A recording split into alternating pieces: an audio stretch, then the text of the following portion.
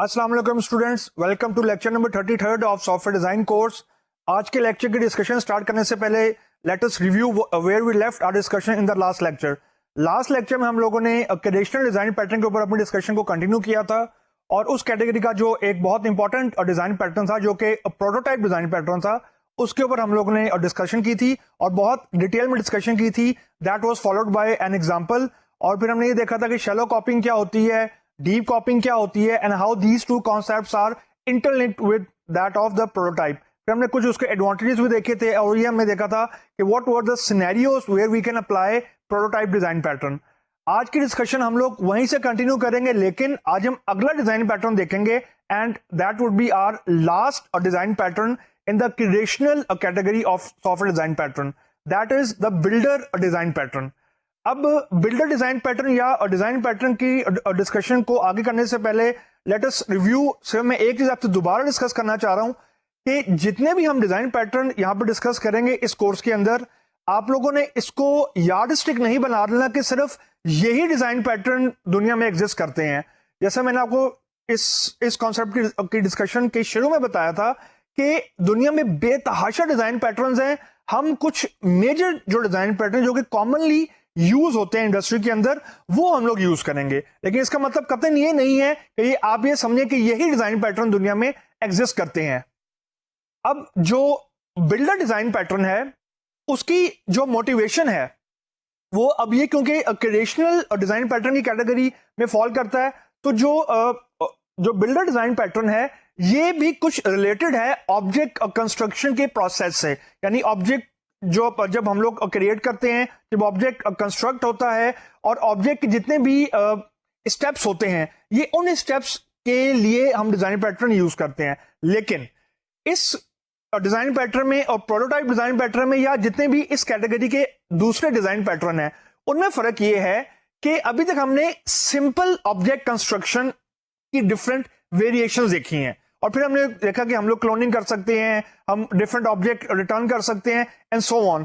लेकिन ये जो डिजाइन पैटर्न ये स्पेसिफिकली फोकस करता है कि अगर ऑब्जेक्ट कंस्ट्रक्शन प्रोसेस ही बहुत कॉम्प्लेक्स है, यानी यूजुअली हम लोग कंस्ट्रक्टर के अंदर ऑब्जेक्ट को इनिशियलाइज करने का जो तरीका होता है और जो ऑब्जेक्ट को इंस्टेंशिएट करने का प्रोसेस होता है वो हम लोग यूजुअली कंस्ट्रक्टर के अंदर ही बिल्ट इन कर देते हैं। और जब किसी क्लास ने या किसी ऑब्जेक्ट ने कंस्ट्रक्टर को कॉल करना होता है वो उसे कॉल करता है और उस कंस्ट्रक्टर के अंदर जितने भी प्रोसेस हो रहे होते हैं, यूजुअली वेरिएबल की इनिशियलाइजेशन हो रही होती है, वो ऑटोमेटिकली इनिशियलाइज हो जाता है। लेकिन at time the object construction process is not simple. यानी अगर आपका ऑब्जेक्ट कंस्ट्रक्शन प्रोसेस ही बहुत कॉम्प्लेक्स है या मल्टीपल स्टेप्स इन्वॉल्व हो रहे हैं उस प्रोसेस के अंदर, तो इन दैट केस हम लोग जो हमारा प्रोटोटाइप डिजाइन पैटर्न है या सिंगलटन डिजाइन पैटर्न है या जस्ट इन केस जो हमारा फैक्ट्री डिजाइन पैटर्न है, that would not be an appropriate decision to make.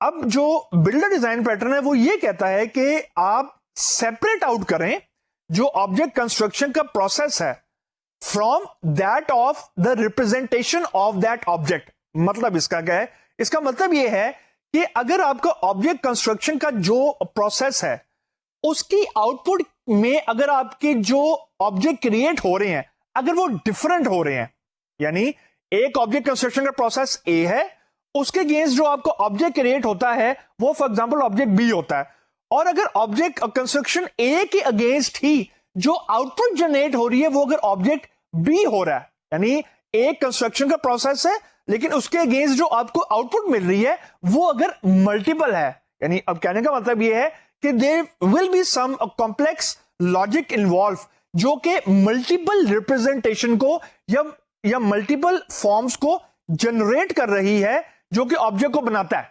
यानी मैं अब कहने का मतलब ये कि एक ऑब्जेक्ट को क्रिएट करने के लिए अब it's not a single step process.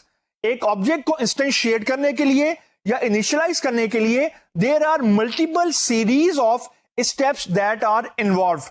मेरा कहने का मतलब है हो सकता है कि हमें कंट्रोल स्ट्रक्चर लगाना पड़े। यूजुअली हम लोग सिंपल ऑब्जेक्ट क्रिएशन प्रोसेस में कंट्रोल स्ट्रक्चर नहीं लगाते फॉर एग्जांपल, या कोई और हमें लॉजिक लगानी पड़े और वो लॉजिक ये डिसाइड करे कि कौन सा ऑब्जेक्ट की क्या फॉर्म जनरेट होगी। यूजुअली कंस्ट्रक्टर में एक ही फॉर्म होती है, लेकिन हमारे केस में हम ये अज्यूम कर रहे हैं कि constructor can have multiple outputs, तो in that case we have to take care of this thing also. अब that is the basic motivation of using the builder design pattern, that we want to decouple the object construction process from that of its representation. यानी जैसे जैसे आपका object construction का process complex होता जाएगा, वैसे वैसे आपकी जो ऑब्जेक्ट कंस्ट्रक्शन का प्रोसेस है it will become heavy, it will become memory prone. यानी इसको यूजुअली बोलते हैं कंस्ट्रक्शन ब्लॉट. यानी अगर हमने ऑब्जेक्ट कंस्ट्रक्शन का जो भी प्रोसेस है या ऑब्जेक्ट क्रिएट करने का जो भी प्रोसेस है वो अगर हमने एक ही जगह रख दिया तो आपका ऑब्जेक्ट बहुत बल्की हो जाएगा, कंस्ट्रक्शन ब्लॉट बनना शुरू हो जाएंगे. अब इसका मतलब ये होता है कि there is no harm in putting together all the steps that are required to construct an object, there is no harm. लेकिन ट्रेड ऑफ है, it's not an efficient decision, it's not a good decision, यानी it's not a good design decision, it's not an very efficient design decision कि हम लोग construction blot बने. इसका effect ये होगा कि जो भी क्लास इस ऑब्जेक्ट को यूज करेगी वो ज्यादा मेमोरी को यूटिलाइज करेगी, ज्यादा वो मेमोरी को टेक केयर हमें, यानी जो मेमोरी रिलेटेड इश्यूज हैं उनको हमें टेक केयर करना पड़ेगा.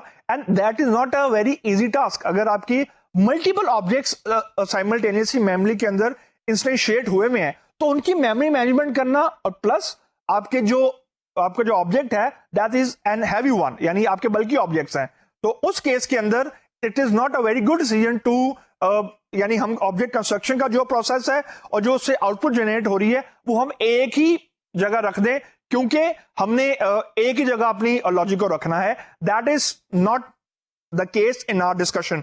अब जो ये हमारा सिनेरियो है, अब इस सिनेरियो में हम लोग सीक्वेंशियली चलेंगे and then at the end we will lead to the actual design pattern of builder. यानी जो एक्चुअल बिल्डर डिजाइन पैटर्न है वहां पे हम लोग ग्रेजुअली जाएंगे, एक साथ हम एंड उसकी क्लास डायग्राम को नहीं देखेंगे. पहला ऑब्जेक्टिव हमारा ये है कि we have to separate out the construction of the complex object from its representation so that the same construction process can create different representation. यानी कंस्ट्रक्शन प्रोसेस को हम लोग अलग रखना चाह रहे हैं और जो उस कंस्ट्रक्शन प्रोसेस से आउटपुट जनरेट होगी वो हम लोग सेपरेट आउट करना चाह रहे हैं. यानी हम लोग यूजुअली ये दो चीजें एक ही ऑब्जेक्ट का पार्ट होती हैं क्योंकि उनके दरमियान स्ट्रॉन्ग कपलिंग होती है. लेकिन जिस तरह हमारा सॉफ्टवेयर डिजाइन का रूल है कि there should be weak coupling, no coupling का कॉन्सेप्ट जैसा मैंने आपको बताया था नहीं होता सॉफ्टवेयर डिजाइन के अंदर, डी कपलिंग का या वीक कपलिंग का कॉन्सेप्ट होता है. तो वही अप्रोच हम यहां पे लगाने लगे हैं. हम लोग डी कपल करने लगे हैं ऑब्जेक्ट कंस्ट्रक्शन के प्रोसेस को from that of its representation. ये हमारा पहला ऑब्जेक्टिव है to achieve a better design. This is not the only objective, ये हमारा कोर प्रॉब्लम है. That is our main motivation of using the design pattern. जो पहला स्टेप है, यानी जो बिल्डर डिजाइन पैटर्न हमें सजेस्ट करता है, जो अभी मैंने प्रॉब्लम आपसे डिस्कस की है, वो ये कहता है कि जो ऑब्जेक्ट कंस्ट्रक्शन की लॉजिक है उसको एक सेपरेट क्लास में मूव कर दें और उस क्लास का नाम आप बिल्डर क्लास रख दें. यानी जो ऑब्जेक्ट कंस्ट्रक्शन के जितने भी स्टेप्स हैं, 1 हैं, 2 हैं, 6 हैं, 7 हैं, जितने मर्जी हैं, वो आप इनकैप्सुलेट कर दें एक सेपरेट क्लास के अंदर. यानी उस क्लास की जिम्मेदारी होगी, जिसको हम लोग बिल्डर क्लास बोल रहे हैं, उस क्लास की सोल जिम्मेदारी ये होगी कि वो इस चीज को टेक केयर करे कि जितने स्टेप्स इन्वॉल्व हैं ऑब्जेक्ट कंस्ट्रक्शन के, वो उसकी जिम्मेदारी है उनको मेंटेन करना. अब इसका फायदा ये होगा कि जो बिल्डर क्लास है उसकी मल्टीपल इंप्लीमेंटेशंस हो सकती हैं. यानी बिल्डर क्लास के अंदर हमारे पास स्टेप्स मौजूद हैं, जो भी क्लास उस बिल्डर क्लास को इंप्लीमेंट करेगी वो अपने हिसाब से बिल्डर क्लास की इंप्लीमेंटेशन को प्रोवाइड करेगी. यानी ये बिल्कुल वैसे ही है कि हमने एक इंटरफेस को डिफाइन कर दिया और उस इंटरफेस की जितनी भी कॉन्क्रीट क्लासेस हैं वो अपनी मर्जी से इंटरफेस के मेथड्स की इंप्लीमेंटेशन प्रोवाइड कर रही हैं. अब जो बिल्डर क्लास है या इंटरफेस क्लास है उसने ऑब्जेक्ट कंस्ट्रक्शन के सारे प्रोसेसेस को इनकैप्सुलेट कर लिए और जो उसकी इंप्लीमेंटेशन क्लासेस हैं, यानी जो उसको उस इंटरफेस को इंप्लीमेंट कर रही है, जिसको मैं कॉन्क्रीट क्लासेस बोल रहा हूं, वो उन क्लासेस की जिम्मेदारी ये है कि वो फिर इंप्लीमेंट करें उन मेथड्स को जो बिल्डर क्लास के अंदर, या उन स्टेप्स को इंप्लीमेंट करें जो बिल्डर क्लास ने प्रोवाइड किए हुए हैं फॉर इट्स कॉन्क्रीट क्लासेस। यानी एक बिल्डर क्लास के अगेंस्ट 100 आपकी इंप्लीमेंटेशन भी हो सकती हैं। That will result into 100 different representation. यही हमारा बेसिक सबसे पहला हमारा मसला यही था कि अगर हमारा जो ऑब्जेक्ट कंस्ट्रक्शन का जो प्रोसेस है वो कॉम्प्लेक्स है और हर प्रोसेस के अगेंस्ट डिफरेंट आउटपुट या डिफरेंट रिप्रेजेंटेशन जनरेट हो रही है, so there is no point in maintaining these two steps in under one umbrella.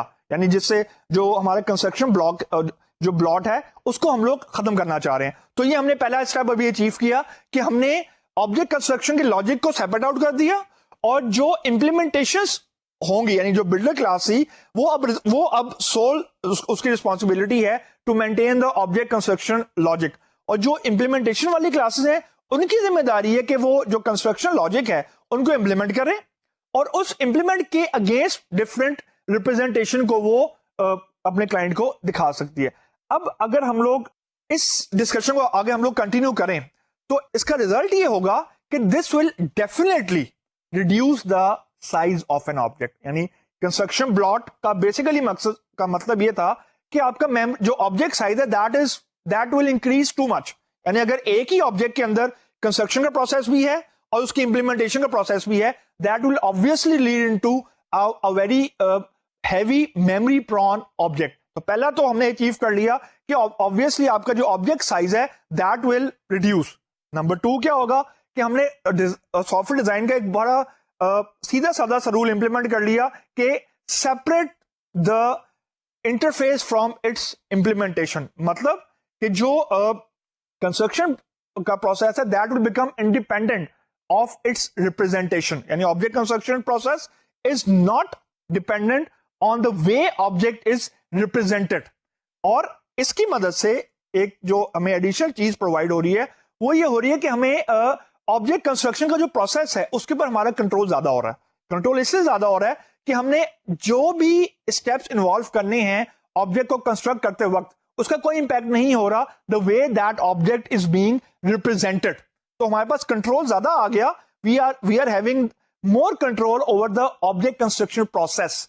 तो ये हमने 2-3 चीजें अभी पहले डिजाइन डिसीजन से हमने अभी ये अचीव की हैं। अब let us see the proposed class diagram of this design decision based class diagram। अब जो इस वक्त स्क्रीन के ऊपर आपको स्लाइड नजर आ रही है that is basically a graphical representation. अब इससे मैंने आपसे डिस्कशन की थी कि हम लोगों ने इस डिजाइन डिसीजन की बेस पे क्लास डायग्राम बनानी है। उसमें अब देखें 3 मैंने अभी क्लासेस बनाई हैं। एक इंटरफेस क्लास मैंने बनाई है। इंटरफेस क्लास का काम ये है जिसको हमने बिल्डर का नाम दिया है। अब इस क्लास के अंदर जितने भी ऑब्जेक्ट कंस्ट्रक्शन के प्रोसेस या स्टेप्स हैं वो यहां पे हमने डिफाइन कर दिए, और उसके बाद जो गेट ऑब्जेक्ट का मेथड है ये जो मेथड है ये रिटर्न किया करेगा ऑब्जेक्ट की रिप्रेजेंटेशन। मतलब इस इंटरफेस को जो इंप्लीमेंट करेगा वो उसकी 2 मैंने कॉन्क्रीट क्लासेस बनाई हैं, एक कॉन्क्रीट बिल्डर 1 एक कॉन्क्रीट बिल्डर 2। ये जो 2 कॉन्क्रीट क्लासेस हैं ये बेसिकली इंप्लीमेंट कर रही हैं इन 3 मेथड्स को जो इंटरफेस के अंदर हमने डिफाइन कर दी है। अब जो क्लाइंट है वो रिक्वेस्ट करेगा कंक्रीट बिल्डर की ऑब्वियसली जो कि उसकी क्लास होगी, और फिर उसको गेट ऑब्जेक्ट के जरिए अपना रिक्वायर्ड ऑब्जेक्ट उसको हर दफा मिल जाया करेगा। जो स्क्रीन के ऊपर नजर आ रही है ये इस ही क्लास डायग्राम की सीक्वेंस डायग्राम है। अब आपको यहाँ पे कोरिलेशन नजर आ जाएगा कि क्लास डायग्राम और sequence diagram how they are linked. अब ये देखें जो क्लाइंट है उसने सबसे पहले क्रिएट किया कंक्रीट बिल्डर को। ऑब्वियसली जो क्लाइंट है it can not directly create an interface class. वो इंटरफेस क्लास का ऑब्जेक्ट क्रिएट नहीं कर सकता। वो कंक्रीट बिल्डर का एक मेथड कॉल करेगा यानी उसको क्रिएट करेगा। उसके बाद जो क्लाइंट है वो पहला कंपोनेंट क्रिएट करेगा by calling the method of create component underscore A of concrete builder 1, और फिर उसी तरह वो जो क्रिएट कंपोनेंट अंडरस्कोर बी है वो दूसरे कंपोनेंट को क्रिएट करेगा। यानी क्लाइंट ने जितने भी कंक्रीट क्लासेस या जितने भी कंक्रीट ऑब्जेक्ट्स बनाने हैं वो खुद से डायरेक्टली कॉल करेगा जो कंक्रीट क्लासेस हैं।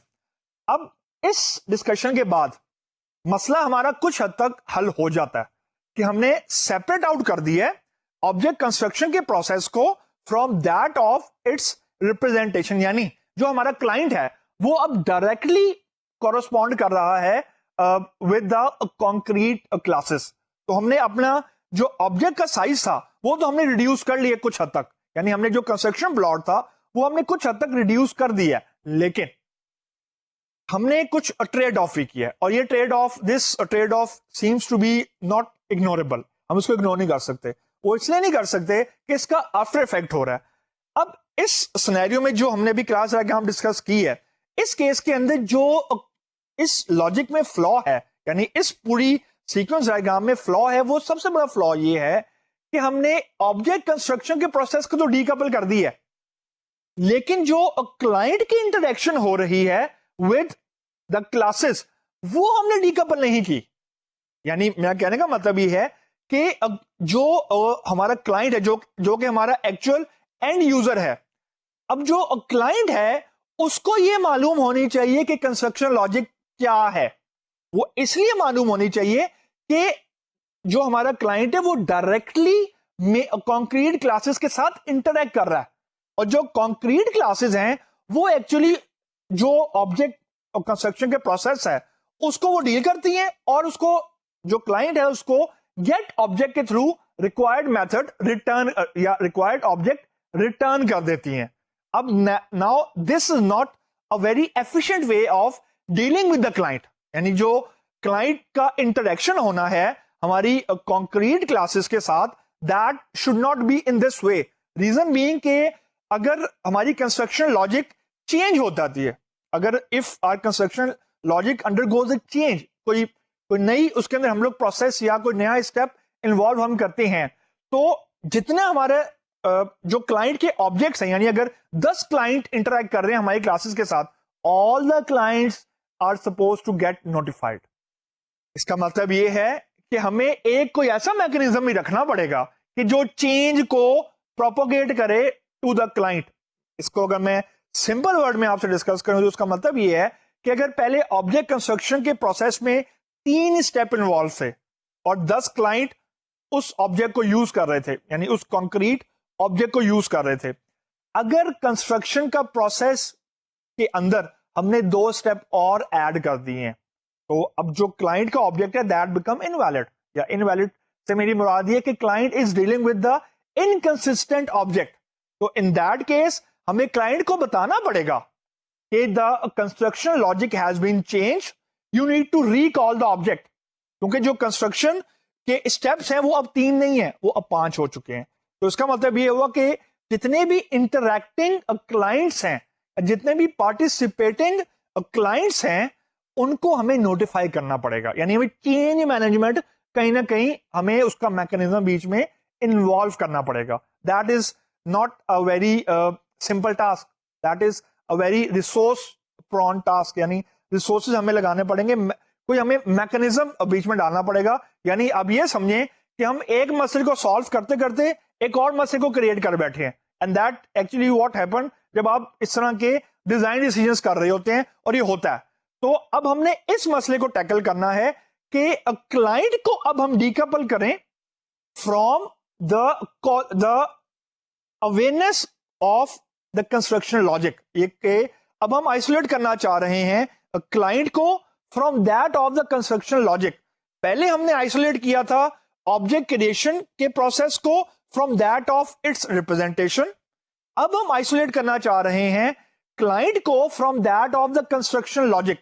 जिस तरह अभी हमने पहले सीक्वेंस डायग्राम में देखा था, क्लाइंट ही डायरेक्टली इंटरेक्ट करी जा रहा है कॉन्क्रीट क्लासेस के साथ। अगर कॉन्क्रीट क्लास में कोई चेंज होगा तो क्लाइंट को फिर हमें बताना पड़ेगा। तो that is not a very efficient design decision. एक हमने बेसिक मसला हल कर दिया था, उसको हमें लग रहा था कि that was the only problem, लेकिन उस प्रॉब्लम को सॉल्व करते करते we have created another one, यानी solving a one nightmare we have created another nightmare. लेकिन इसमें कोई मसला नहीं है।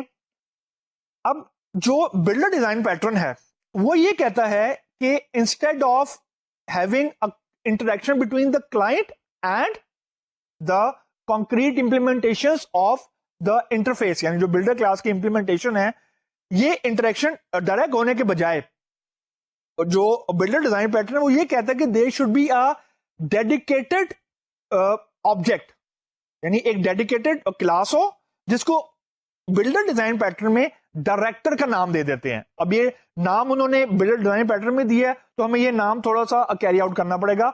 एक डायरेक्टर क्लास बना दें यानी एक डायरेक्टर ऑब्जेक्ट बना दें जो कि रिस्पॉन्सिबल हो for invoking the different builder methods required for the construction of final object. यानी एक ऑब्जेक्ट जो क्लाइंट को रिक्वायर्ड है उस ऑब्जेक्ट को बनाने के अंदर जितने भी स्टेप्स इन्वॉल्व हो रहे हैं वो इस डायरेक्टर की जिम्मेदारी हो जाएगी। यानी इस डेडिकेटेड क्लास का सिर्फ काम ये होगा कि वो बाकी क्लास डायग्राम से इंटरेक्ट करेगा, जितने भी स्टेप्स इन्वॉल्व हैं in creating the final object वो कंपाइल करेगा और अपने पास एक ऑब्जेक्ट जब उसके पास फाइनल शेप में आ जाएगा, जितने भी स्टेप्स इन्वॉल्व होने हैं एक ऑब्जेक्ट को क्रिएट करने में, जब वो सारे स्टेप्स हो जाएंगे और वो स्टेप्स होने के बाद डायरेक्टर के पास जब फाइनल शेप आ जाएगी या फाइनल ऑब्जेक्ट आ जाएगा तो क्लाइंट का काम सिर्फ इतना है कि उसने इंटरेक्ट डायरेक्टर के साथ करना है। अब उसने डायरेक्ट कॉन्क्रीट क्लासेस के साथ उसने इंटरेक्ट नहीं करना। यानी यूं समझे कि हमने एक मिडिल लेयर बीच में ऐड कर दी है, एक मिडिल टीयर बीच में ऐड कर दी है। मिडिल टीयर का काम ये है कि हमने कि जो मिडिल टीयर है वो अब इंटरेक्ट कर रही है between client and the concrete implementations. यानी अगर अब हमारे 10 क्लाइंट ऑब्जेक्ट्स भी हैं, we don't need to worry about कि अगर हमारी कंस्ट्रक्शन लॉजिक चेंज हो जाती है हमें 10 क्लाइंट्स को नोटिफाई नहीं करना। We just need to notify one class that is the director class, और उस डेडिकेटेड डायरेक्टर क्लास का काम ही यही है कि वो ये चेंज को मैनेज करे। यानी ऑब्जेक्ट कंस्ट्रक्शन का जो प्रोसेस है, जो कंस्ट्रक्शन लॉजिक है, वो अब इनकैप्सुलेट हमने कर दी है बिटवीन द डायरेक्टर क्लास। तो अब हमें क्लाइंट को भी हमने डीकपल कर दिए from that of the object construction process, और जो ऑब्जेक्ट की रिप्रेजेंटेशन थी वो भी हमने डीकपल कर दी है from that of the object construction process. Now that what sum up the builder design pattern. यानी बिल्डर डिजाइन पैटर्न की मोटिवेशन या बिल्डर डिजाइन पैटर्न में कि जो यानी when to use a builder design pattern, वहां तक हम लोग पहुंच गए हैं अब कि वो कौन सा सिनेरियो होगा जहां पे हमें बिल्डर डिजाइन पैटर्न अप्लाई करना चाहिए। तो अब ये हमने दूसरा डिजाइन डिसीजन किया है कि अब हमने एक डेडिकेटेड क्लास को बीच में इंट्रोड्यूस कर दिया है। यानी अब पहला स्टेप हमारा ये था कि हमने सेपरेट आउट किया ऑब्जेक्ट कंस्ट्रक्शन को from that of its representation. Design decision number 1। Design decision number 2 के decouple the client from the object construction process, यानी जो कंस्ट्रक्शन लॉजिक है उसे डीकपल करें। मतलब हमने 2 बेसिक डिजाइन डिसीजंस किए हैं that and these 2 design decisions base form the basis of the builder design pattern. अब इन 2 डिजाइन डिसीजंस की बेस पे जो हमारी फाइनल क्लास डायग्राम बनती है for the builder design pattern, वो अब आपको इस वक्त स्क्रीन के ऊपर नजर आ रही होगी। अब इस डिजाइन पैटर्न की जो फाइनल क्लास बनती है उसके अंदर बेसिकली 3 क्लासेस है। यानी जो पहले वाली 2 क्लासेस थी, यानी एक बिल्डर वाली क्लास जो कि इंटरफेस क्लास है, और दूसरी क्लास जो कंक्रीट क्लास है, यानी जो कंक्रीट बिल्डर है जो कि एक्चुअल रिप्रेजेंट कर रही है ऑब्जेक्ट कंस्ट्रक्शन के प्रोसेस को। और अब जो एक नई क्लास इन्वॉल्व हो जो आपको यहां पर नजर आ रही है जो कि एक्सट्रीम राइट के ऊपर है, राइट टॉप के ऊपर इनफैक्ट है, जिसका नाम डायरेक्टर क्लास है। इस डायरेक्टर क्लास के अंदर एक मेथड है बिल्ड का। अब ये जो डायरेक्टर क्लास के अंदर मेथड है बिल्ड का, वो बेसिकली इंटरैक्ट करता है क्लाइंट के साथ। यानी ये मेथड कंक्रीट बिल्डर के मेथड्स को कॉल करता है, यानी क्रिएट कंपोनेंट अंडरस्कोर 1 को या क्रिएट कंपोनेंट अंडरस्कोर बी को, क्योंकि ये जो कंक्रीट बिल्डर वाली क्लास है ये अब टेक केयर कर रही है एक्चुअल ऑब्जेक्ट कंस्ट्रक्शन के प्रोसेस को। और जो इसका गेट ऑब्जेक्ट का मेथड है जो कि कंक्रीट बिल्डर क्लास का है, वो बेसिकली रिटर्न करेगा final state of the object, यानी एक्चुअल जो ऑब्जेक्ट बन चुका होगा आफ्टर ऑल द प्रोसेसेस, वो रिटर्न कर देगा डायरेक्टर क्लास को, और फिर जो डायरेक्टर क्लास है क्योंकि वो अब हमारा कॉन्टेक्ट पॉइंट है in this design pattern with that of the client, तो वो फिर क्लाइंट बिल्ड का मेथड कॉल कर लेगा, और बिल्ड का मेथड कॉल करने के बाद वो उसको फाइनल ऑब्जेक्ट रिटर्न हो जाएगा। अब यहां पे आपने एक चीज दिमाग में रखनी है, वो ये चीज दिमाग में रखनी है कि ये हमारी बिल्डर डिजाइन पैटर्न का बेसिक कंस्ट्रक्ट है, यानी बेसिक जो क्लास डायग्राम हमारी बिल्डर डिजाइन पैटर्न की है वो तो मैंने आपके साथ यहां पर डिस्कस कर लिया। लेकिन अब जब हम आज के लेक्चर में एक एग्जांपल देखेंगे तो उसमें आपको ये जो क्लास डायग्राम है ये नजर आ रही होगी इन अ डिफरेंट फॉर्म, लेकिन इसके अलावा भी आपको और कुछ क्लासेस नजर आ रही होंगी। मेरा कहने का मतलब ये है कि जरूरी नहीं है कि एक प्रॉब्लम के अंदर हम सिर्फ ये 3 क्लासेस ही बनाएं कि क्योंकि हमने बिल्डर डिजाइन पैटर्न को हमें डिस्कस करना था, उसकी एग्जांपल देखनी थी, तो हमसे हम हर दफा 3 क्लासेस ही बनाएंगे। That is not the case. हमने बेसिकली एग्जांपल ऐसी देखनी है जिसमें आपको बिल्डर डिजाइन पैटर्न की फंक्शनैलिटी सिमुलेट होती हुई नजर आएगी, जो कि ये 3 क्लासेस बेसिक कोर फंक्शनैलिटी बना रही हैं। लेकिन इसके अलावा जो और पार्टिसिपेटिंग क्लासेस हैं वो भी इन्वॉल्व होंगी, जो कि इस सिस्टम ऑफ क्लासेस के साथ इंटरेक्ट कर रही होगी, ताकि आपको एक होलिस्टिकली कंप्लीट पिक्चर नजर आए कि how actual systems run when we apply a particular design pattern. अब हमने जो अभी प्रीवियस जो हम लोग ने सीक्वेंस डायग्राम देखी थी, जो हमारे पहले डिसीजन की बेस के ऊपर सीक्वेंस डायग्राम थी, वो हमने देखी थी। अब इस वक्त स्क्रीन के ऊपर आपको नजर आ रही होगी एक्चुअल फाइनल सीक्वेंस डायग्राम, जो कि अभी जो हमने क्लास डायग्राम डिस्कस की है उसकी बेस के ऊपर हम लोगों ने जो बनाई है। अब स्क्रीन के ऊपर आपको नजर आ रही होगी जो सीक्वेंस डायग्राम है, उसके अंदर अब 3 क्लासेस आपको बनी हुई नजर आ रही होंगी। Obviously you will not see the interface class, क्योंकि कभी भी हम लोग सीक्वेंस डायग्राम के अंदर नॉन ऑब्जेक्ट यानी वो क्लास जिसका हम लोग ऑब्जेक्ट क्रिएट नहीं कर सकते या इंस्टेंस को क्रिएट कर सकते हैं, ऑब्जेक्ट क्रिएट नहीं कर सकते, वो क्लास हम शो नहीं किया करते। तो 3 क्लासेस आपको नजर आ रही हैं, एक क्लाइंट की जो कि क्लास डायग्राम में नहीं थी, सीक्वेंस डायग्राम इनिशिएट ही क्लाइंट करेगा, उसके बाद कंक्रीट बिल्डर की क्लास आपको नजर आ रही है, और फिर डायरेक्टर की क्लास नजर आ रही है। अब इसके जरिए आपने समझने की कोशिश करनी है कि जब एक्चुअल सिस्टम रन होगा what would be the actual flow of the application. अब क्लास डायग्राम को देखते हुए सीमिंगली ये लगता है कि पहले डायरेक्टर क्लास का ऑब्जेक्ट क्रिएट होगा, but that is not the case. Director class का ऑब्जेक्ट हमेशा एसोसिएट होगा with that of concrete builder. जैसे आपको सीक्वेंस डायग्राम में नजर आ रहा है कि क्लाइंट पहले कंक्रीट बिल्डर को क्रिएट करेगा, जो कि एक्चुअल इंप्लीमेंटेशन है बिल्डर क्लास की। उसके बाद कंक्रीट जो क्लाइंट है वो एसोसिएट करेगा और बिल्डर क्लास को with that of concrete builder, और फिर उसके बाद डायरेक्टर के ऊपर जो बिल्ड का मेथड है, यानी जो डायरेक्टर के बिल्ड का मेथड है वो कॉल करेगा। यानी ये हमारा स्टेप नंबर 3 है। पहला स्टेप है कि कंक्रीट बिल्डर का ऑब्जेक्ट क्रिएट होगा, उसके बाद जो क्लाइंट है वो जो क्रिएट का मेथड है उसको एसोसिएट करेगा with that of the director instance, उसके बाद बिल्ड का मेथड कॉल होगा डायरेक्टर क्लास का, और फिर जो डायरेक्टर क्लास है वो हमें कंक्रीट ऑब्जेक्ट रिटर्न करती रहेगी, जो कि हमारे गेट ऑब्जेक्ट के थ्रू क्लाइंट गेट करेगा from concrete builder.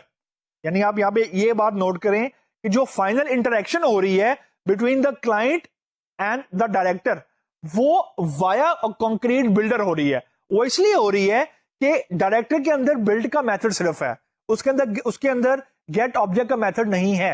Gate object का मेथड वो मेथड है जो फाइनल ऑब्जेक्ट रिटर्न करता है, और जो फाइनल ऑब्जेक्ट जिस क्लास के अंदर पड़ा हुआ है, यानी फिजिकली जहां पे मेमोरी के अंदर उसकी लोकेशन, उसकी रिजाइडिंग लोकेशन है, that is obviously not the director class, that is a concrete builder class.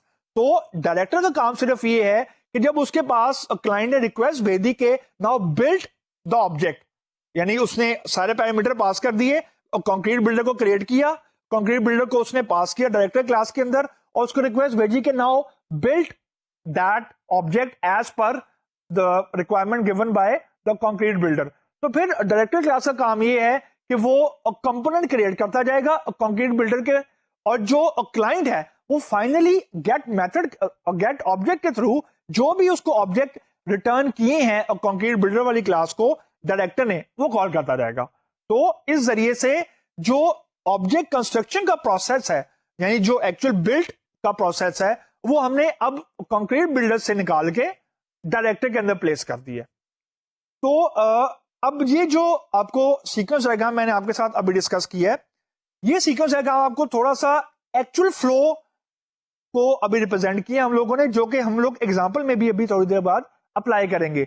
ये फ्लो आपको ये बता रहा है कि जो फाइनल ऑब्जेक्ट जहां पे लाई कर रहा है, that is obviously not the director class.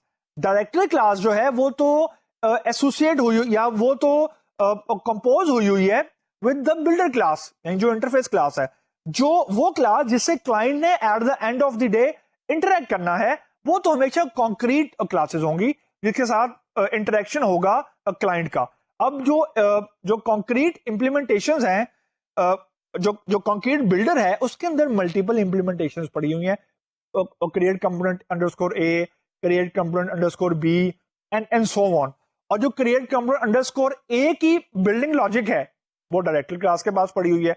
जो क्रिएट कंपोनेंट अंडरस्कोर बी की या सी की या डी की जो बिल्डिंग लॉजिक है वो डायरेक्टर क्लास के अंदर पड़ी हुई है। तो कंक्रीट बिल्डर क्लास को इस चीज के से कोई गर्ज नहीं है कि how that object will be constructed. ये काम डायरेक्टर क्लास का है कि उसने अपने पास ये चीज रखी हुई है कि how a particular object will be created. उसको सिर्फ रिक्वेस्ट का इंतजार है from that of the client, कि जैसे ही उसको क्लाइंट से रिक्वेस्ट आएगी कि अब मुझे एक पर्टिकुलर टाइप का ऑब्जेक्ट क्रिएट कर दो या बिल्ड कर दो, तो बिल्ड करने के बाद ही वो जो डायरेक्टर क्लास है it will get activated and it will start creating the required object of the concrete builder class. यानी आप ये देखें कि जो डायरेक्टर क्लास है वो क्रिएट कंपोनेंट अंडरस्कोर ए के मेथड कॉल कर रही है फ्रॉम द कंक्रीट बिल्डर और ऑब्जेक्ट क्रिएट करी जा रही है, और ऑब्जेक्ट क्रिएट करने के बाद वो ऑब्जेक्ट रिजाइड कर रहा है जो कंक्रीट बिल्डर के अंदर, और फिर क्लाइंट इंटरेक्ट करके वो जो उसको रिक्वायर्ड ऑब्जेक्ट है वो गेट कर रहा है। अब ये क्लास डायग्राम और सीक्वेंस डायग्राम से आपको थोड़ा सा ये आइडिया हो जाएगा कि what is the application flow, कि हमारी एप्लीकेशन जब एक्चुअल रियल टाइम में चलेगी how that will look like. अब इसके बाद एक दो एस्पेक्ट इस डिजाइन पैटर्न के देख लेते हैं कि what are the scenarios where this should be applicable. यानी हर सिनेरियो में या हर सिचुएशन में obviously we can not apply this design pattern. ये जो डिजाइन पैटर्न है ये यूजुअली लार्ज जो सिस्टम होते हैं जिसको हम लोग इंटरप्राइज लेवल सिस्टम्स कहते हैं, उसके उन सिनेरियोज पे ये यूजुअली डिजाइन पैटर्न अप्लाई होता है।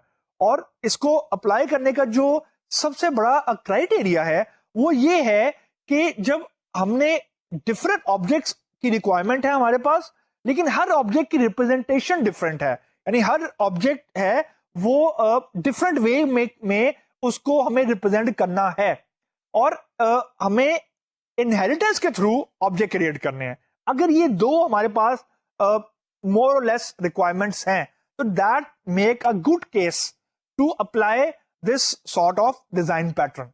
अब इस डिजाइन पैटर्न की डिस्कशन के बाद let us have a discussion on the example.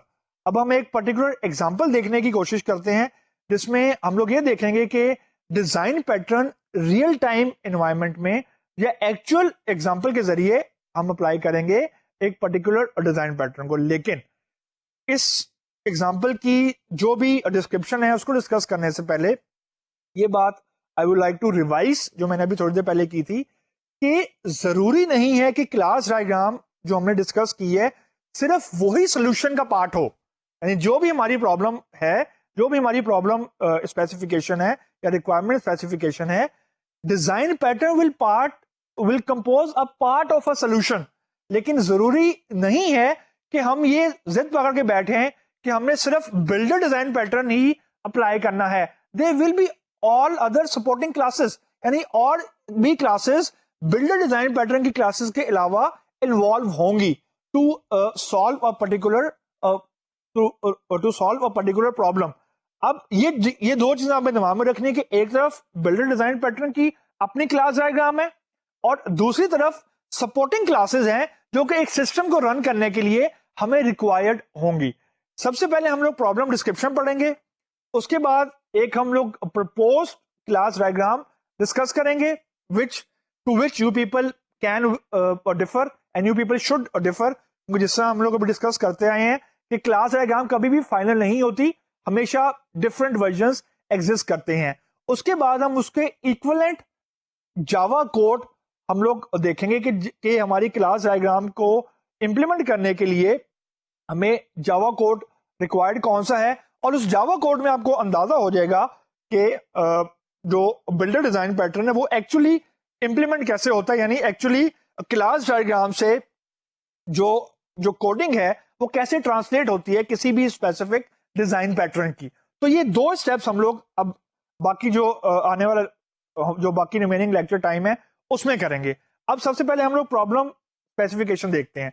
अब इस वक्त स्क्रीन के ऊपर आपको मैंने एक सैंपल एक सिनेरियो यहां पे रखा है आपके सामने। सैंपल सिनेरियो ये कहता है कि basically we want to construct a house. Now जो हाउस है या होम है that is the final end product, जिसको ब्रैकेट में मैंने ऑब्जेक्ट का नाम जानबूझ के लिखा है ताकि आपको थोड़ा सा रेलेवेंस नजर आए। जब भी हम कोई घर बनाएंगे तो the house is the actual and product जो कि हमारा फाइनल ऑब्जेक्ट होगा। लेकिन जो हमारा घर बनता है it is not a simple one step process. घर को बनाने के लिए भी आपको डिफरेंट प्रोसेसेस इन्वॉल्व करने पड़ते हैं। यानी इसका मतलब ये है कि जो एंड प्रोडक्ट है हमारा घर को बनाने के लिए भी हमें मल्टीपल प्रोसेसेस इन्वॉल्व करने पड़ रहे हैं। Like we have to create a basement, we have to create roof, we have to wall construction हमें करनी पड़ेगी। यानी एक ऑब्जेक्ट को बनाने के लिए इटसेल्फ और प्रोसेस है और हर प्रोसेस का फिर फर्दर अपने सीक्वेंस ऑफ स्टेप्स है। यानी अगर हमने रूफ बनानी है तो उसके अपने स्टेप है, अगर हमने वॉल कंस्ट्रक्ट करनी है उसके अपने स्टेप है, अगर हमने बेसमेंट बनानी है उसके अपने स्टेप हैं। लेकिन ये सारे जो सब स्टेप मैं बोलूंगा इन्हें एक घर को बनाने के लिए जो सब स्टेप रिक्वायर्ड हैं इनके फर्दर अपने और सब स्टेप्स हैं। लेकिन जैसे ही सब स्टेप्स खत्म हो जाते हैं they all combine and finally the house is return. यानी जो हमारा फाइनल प्रोडक्ट होम का है वो हमें रिटर्न हो जाता है। लेकिन अब यहां पे जो पॉइंट आपने समझना है जो कि आप कोरिलेट कर सकेंगे बिल्डर डिजाइन पैटर्न से, वो पॉइंट ये है कि बेसमेंट क्रिएशन का प्रोसेस, रूफ क्रिएशन का प्रोसेस, वॉल क्रिएशन का प्रोसेस, ये एक प्रोसेस है। लेकिन जरूरी नहीं है कि इस प्रोसेस की आउटपुट में घर का डिजाइन भी एक ही हो।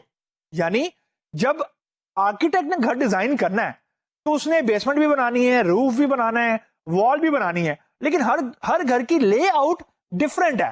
That was the basic essence कि ऑब्जेक्ट हमारा एक है, यानी ऑब्जेक्ट कंस्ट्रक्शन प्रोसेस, यानी घर बनाने का जो प्रोसेस है वो एक है, लेकिन उस प्रोसेस की आउटपुट में जो ऑब्जेक्ट मिल रहा है, यानी घर बनाने के जितने स्टेप्स हैं उसकी आउटपुट में जो घर मिलता है वो ऑब्वियसली डिफरेंट डिजाइन का होगा। तो यही हमारा बिल्डर डिजाइन पैटर्न की मोटिवेशन थी कि object construction process are same लेकिन output is same, output is different.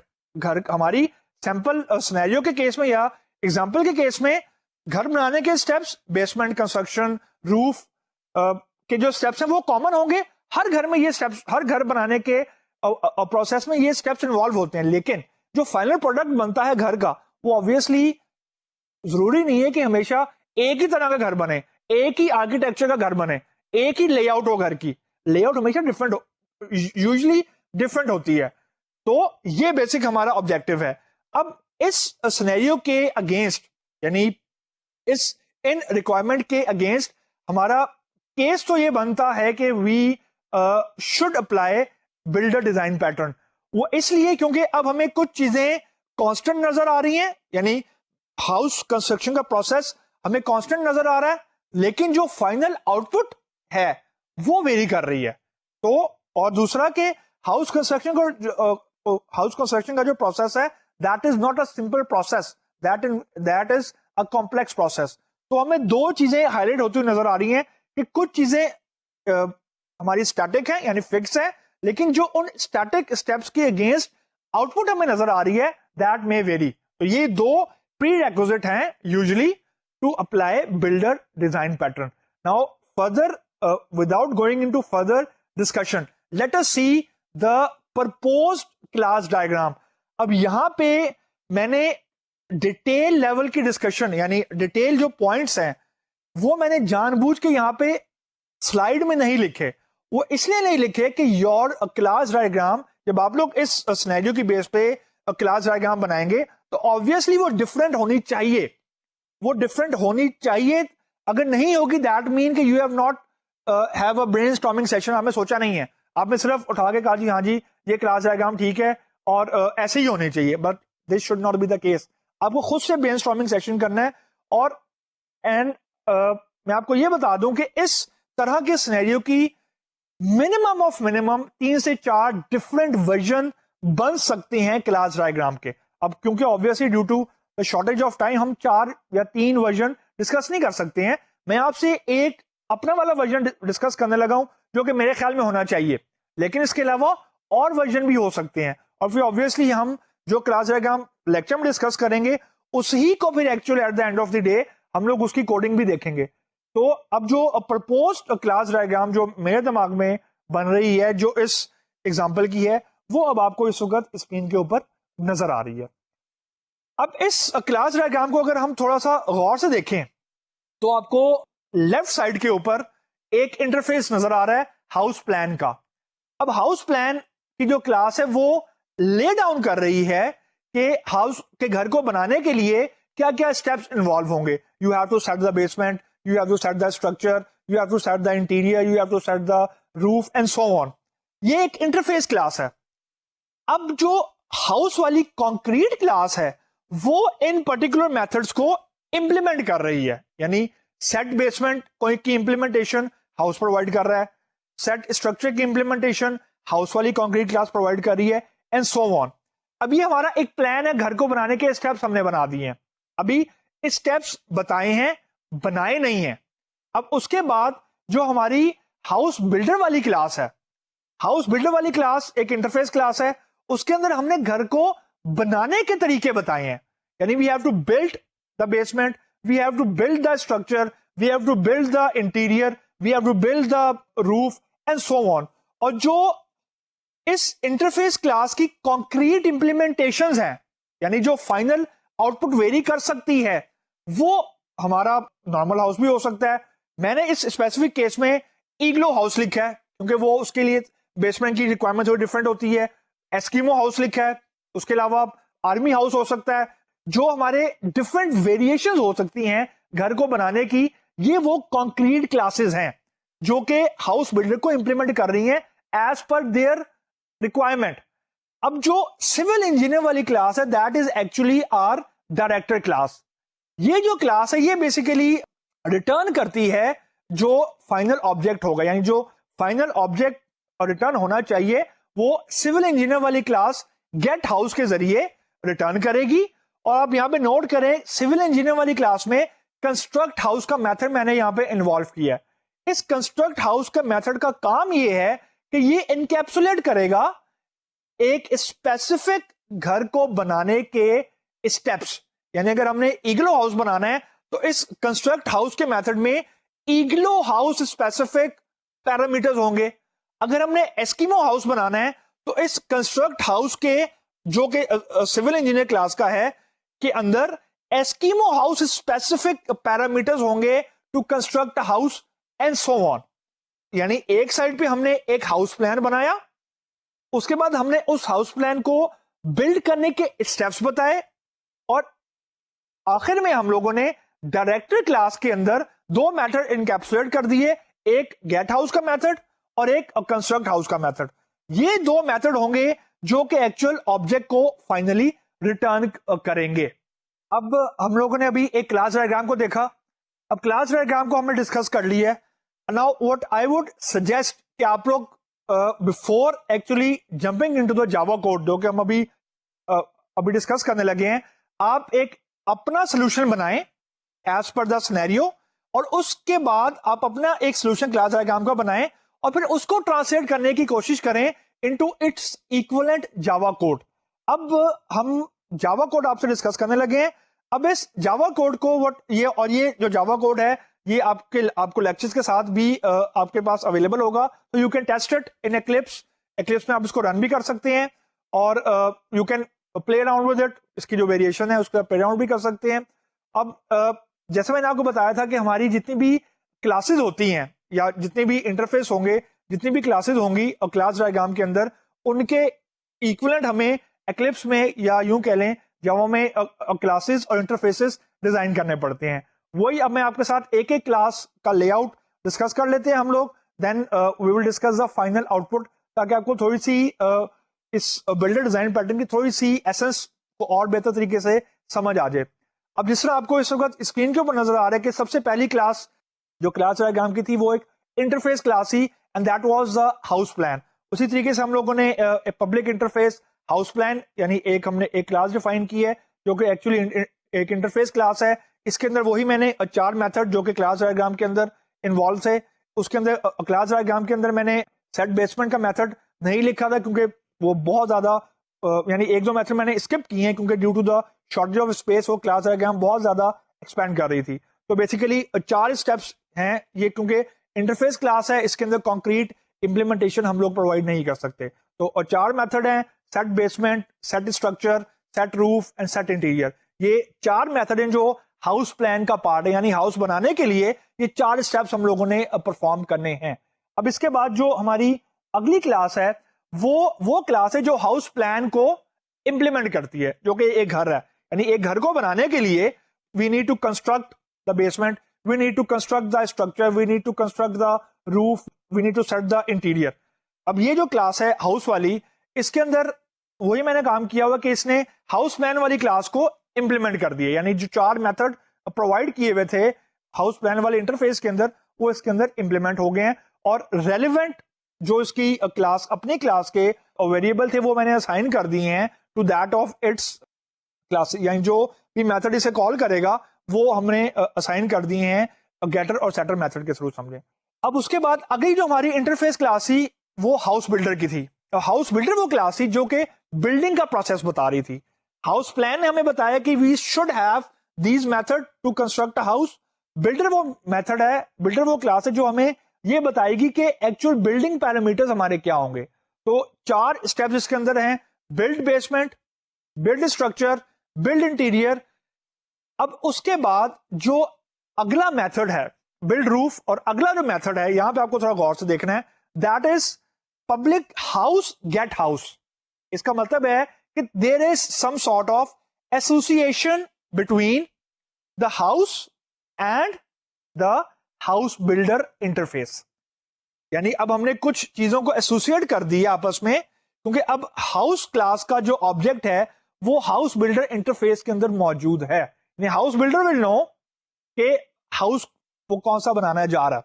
अब ये सिर्फ इसमें थोड़ी वेरिएशन है। उसके बाद जो अगली क्लास है, अब हम एक स्पेसिफिक और कॉन्क्रीट हाउस इंप्लीमेंट करने लगे हैं, that is our igloo house.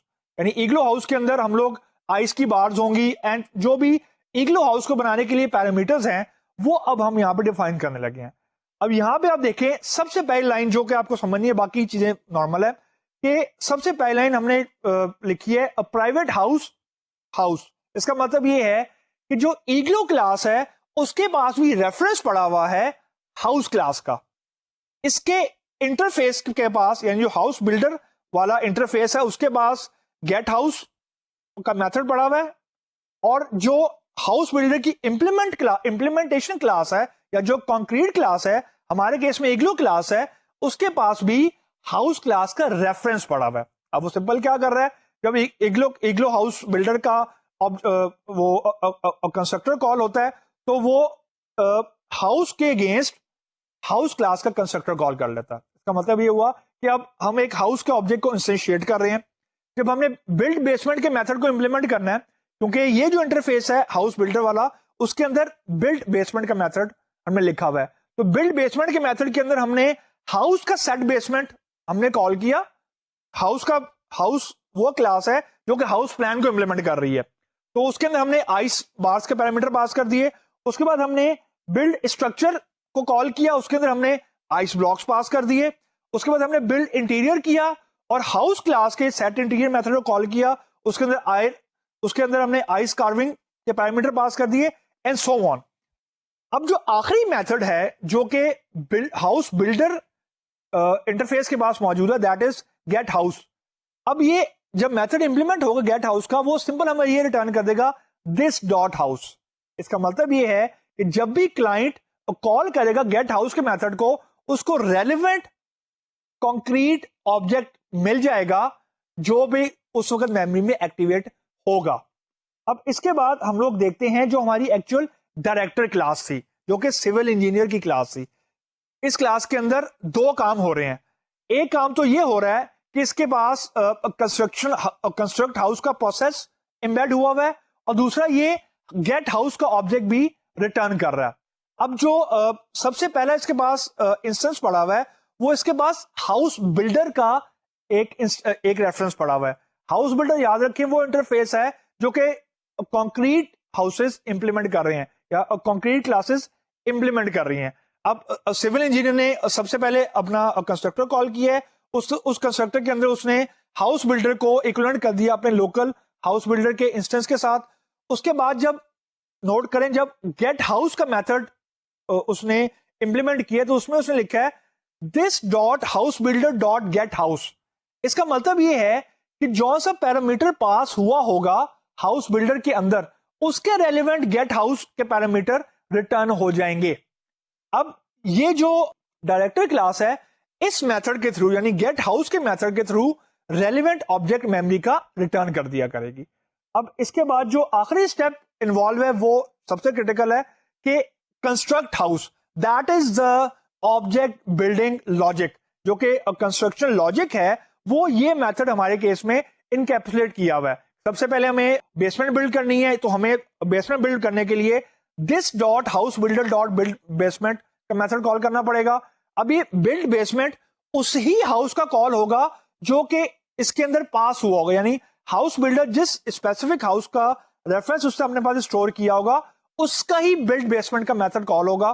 फिर बिल्ड स्ट्रक्चर का मेथड कॉल होगा, फिर बिल्ड रूफ का, और फिर बिल्ड इंटीरियर का। अब आपको यहां पर नजर आ रहा होगा, यहाँ पे दो लेवल पे मेथड कॉलिंग हो रही है, एक हाउस बिल्डर लेवल पे और फिर हाउस बिल्डर रेफरेंस के अगेंस्ट बिल्ड बेसमेंट के मेथड के, या बिल्ड स्ट्रक्चर, बिल्ड रूफ और बिल्ड इंटीरियर का रेलेवेंट मेथड कॉल हो रहा है। ये हमारी डायरेक्टर क्लास ही, वी आर नियरली डन।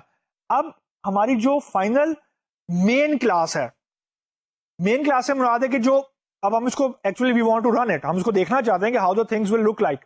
अब उसके केस में हमें जो पहला स्टेप करना है, we have to create an object of a house builder. अब हाउस बिल्डर जो है ये हमारी इंटरफेस क्लास है। अब इंटरफेस क्लास के अगेंस्ट हमने उसका एक कॉन्क्रीट ऑब्जेक्ट, कॉन्क्रीट क्लास का ऑब्जेक्ट क्रिएट किया, यानी ईग्लो बिल्डर नाम का एक ऑब्जेक्ट क्रिएट किया, और वो ईग्लो हाउस बिल्डर को रिप्रेजेंट कर रहे हैं, यानी हम एक ईग्लो हाउस क्रिएट करना चाह रहे हैं और उसके जरिए हम ईग्लो हाउस के पैरामीटर पास करना चाह रहे हैं। अब जब हमने ईग्लो हाउस को पास, ईग्लो हाउस यानी हाउस बिल्डर का हमने रेफरेंस क्रिएट कर लिया, यानी हमने डायरेक्टर जो हमारी जो क्लास है, अब उसका हम लोग ऑब्जेक्ट क्रिएट करना चाह रहे हैं। In our case our director class is the civil engineer class. अब सिविल इंजीनियर क्लास के का हमने पहले ऑब्जेक्ट क्रिएट किया, और उस सिविल इंजीनियर की क्लास के ऑब्जेक्ट के अंदर हमने ईग्लो बिल्डर का जो हमारा ऑब्जेक्ट था वो पास कर दिया। सीक्वेंस डायग्राम को अगर देखें हम लोग, तो क्लाइंट पहले क्रिएट करता है कॉन्क्रीट क्लास का ऑब्जेक्ट, हमारे केस में ईग्लो हाउस, और फिर उस कॉन्क्रीट क्लास के ऑब्जेक्ट को एसोसिएट करता है with that of the director class. वही हमने यहां पे किया कि सिविल इंजीनियर को के अंदर हमने पास इन कर दिया है ईग्लो बिल्डर का ऑब्जेक्ट, और उसके बाद में हमने लिखा इंजीनियर डॉट कंस्ट्रक्ट हाउस। इसका सिंपल सा मतलब ये है कि जो कंस्ट्रक्ट हाउस है वो अब ईग्लो बिल्डर के जितने भी स्टेप्स होंगे, यानी ice bar, ice carvings and so on, वो उसके रेलिवेंट ही सारी की सारी चीजें रिटर्न करेगा। और जब हमने फाइनल ऑब्जेक्ट गेट करना है, that is where the get house object will come, get house method will come, यानी house space house is equal to engineer dot get house. जो गेट हाउस है डायरेक्टरी क्लास का method, वो एक house का object return कर देगा and that would be our actual output. अब हम इसके अगर आउटपुट देखें तो आउटपुट में आपको नजर आ रहा होगा कि बिल्डर कंस्ट्रक्टेड और बिल्डिंग हाउस डॉट हाउस, आगे उसको मेमोरी का कुछ एड्रेस हमें नजर आ रहा है। वो इसलिए मेमोरी का एड्रेस नजर आ रहा है कि system dot out dot print line में मैंने हाउस का ऑब्जेक्ट लिख दिया है, उसको कोई स्पेसिफिक मैंने मेथड कॉल नहीं किया इग्लो बिल्डर का, ताकि हमें और अंदाजा हो सके। तो इस एग्जाम्पल के बाद आपको ये चीज क्लियर कट समझ आ जानी चाहिए कि हाउ दिस एप्लीकेशन फ्लो, ये एक्चुअली चलती कैसे है जब हम इस तरह की चीजें अप्लाई करते हैं। यानी हम जब बिल्डर डिजाइन पैटर्न अप्लाई करेंगे तो जो कंस्ट्रक्शन लॉजिक है वो आपको बिल्ड जो आखिरी क्लास है वहां से अंदाजा हो जाना चाहिए। तो आज की डिस्कशन के बाद हम लोगों ने फॉर्मली जो हमारे क्रिएशनल डिजाइन पैटर्न्स हैं, यानी हमने 4 क्रिएशनल डिजाइन पैटर्न डिस्कस किए हैं। सिंगलटन किया है, फैक्ट्री किया है, प्रोटोटाइप किया है, आज के केस में हमने बिल्डर डिजाइन पैटर्न किया है। अब हमारी क्रिएशनल डिजाइन पैटर्न की डिस्कशन जो है वो हमने अब फॉर्मली खत्म कर ली है। आज के लेक्चर में आज के लेक्चर के लिए हमारी डिस्कशन वाइंड अप है। अगले लेक्चर में हम लोग जो अगली कैटेगरी है डिजाइन पैटर्न्स की, that is the structural design pattern, वहां से हम लोग अपनी डिस्कशन कंटिन्यू करेंगे। तो आज के लिए इतना ही। अल्लाह हाफिज।